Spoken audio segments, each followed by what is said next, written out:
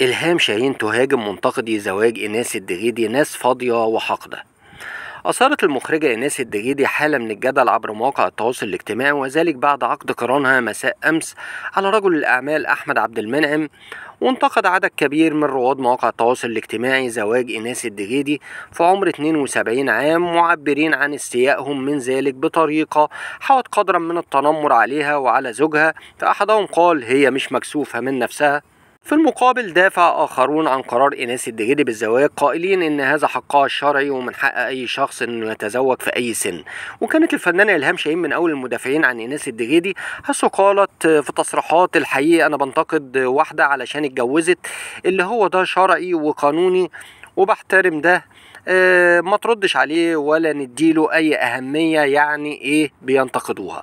وقالت كمان هي عملت حاجة صح جدا وربنا يسعدها وكل واحد يخليه في حاله. هم مالهم اتجوزت ليه ولا اتجوزت امتى؟ ايه دخلهم بده؟ يضرهم في ايه وهم دخلهم ايه في حياتها الشخصية؟